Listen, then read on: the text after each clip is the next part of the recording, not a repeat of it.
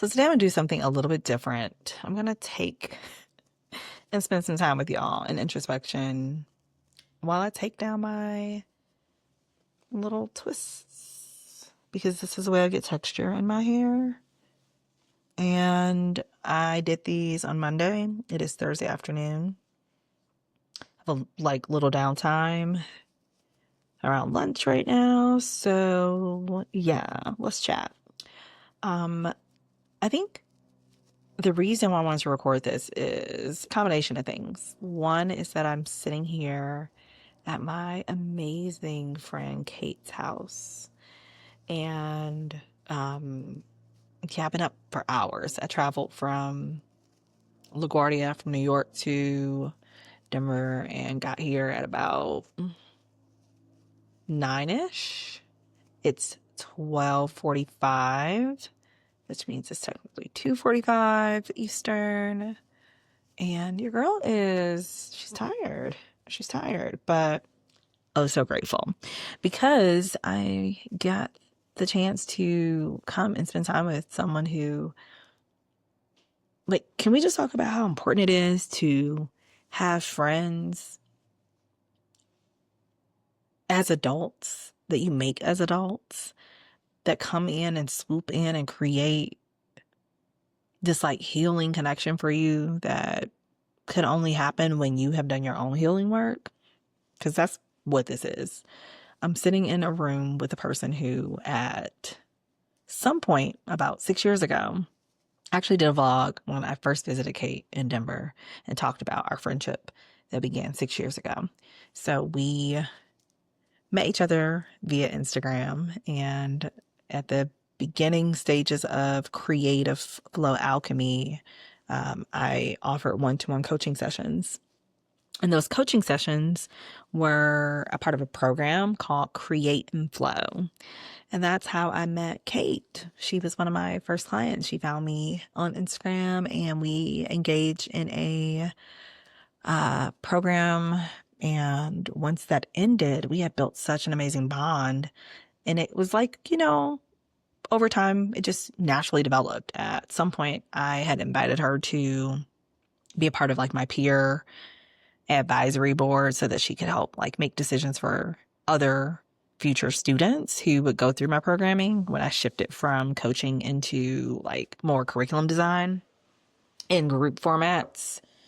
So that was awesome. And then I don't know, I just never imagined, especially during those times, that I would find sisterhood is what it is in our connection.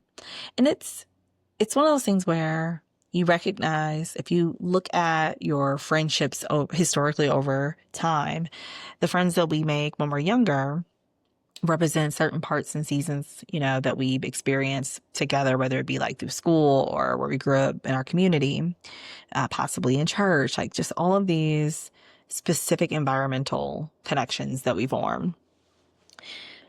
But when you're an adult, when you're making the decisions about where you place yourself and therefore what rooms you put yourself in and therefore what relationships you expose yourselves to, what ecosystems you interact with, that level of choice yields a totally different output for and opportunities for you to build relationships.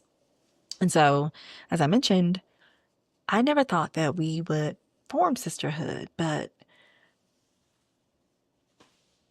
I guess that's the magic of growing and choosing and being in your own healing space, because then you do attract people who are on their journey. And we just synced up. And not only do we sync up, we're so similar, but our differences are so beautiful that they unite us. But our similarities are girl, I have had to know you. We've had to have done this thing called life before, together. We've had to, because we have so much in common.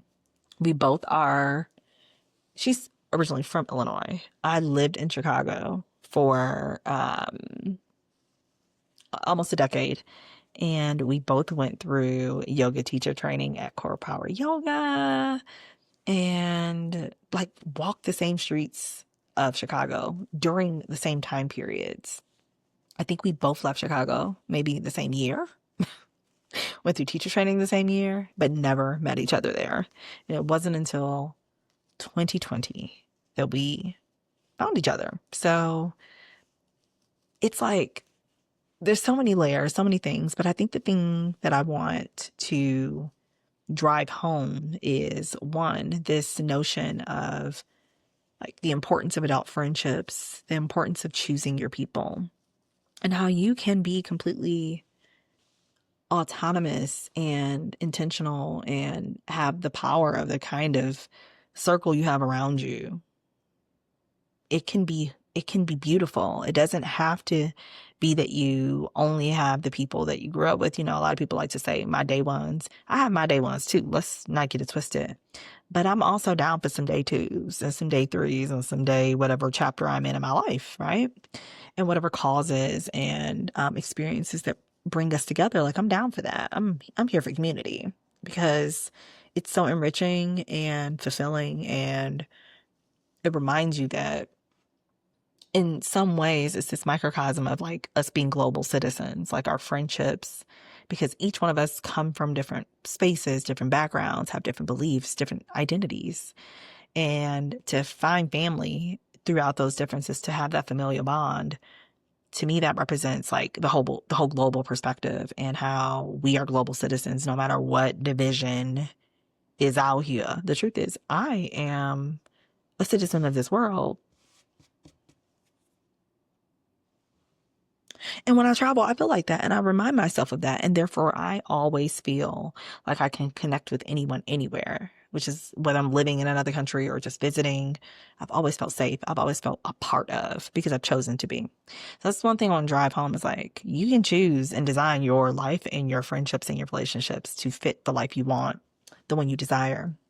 And the other thing that I want to drive home, which is a little bit different from specific to me and Kate, but more of a general like zoom out about friendships. Like some of my best people I have met have been online.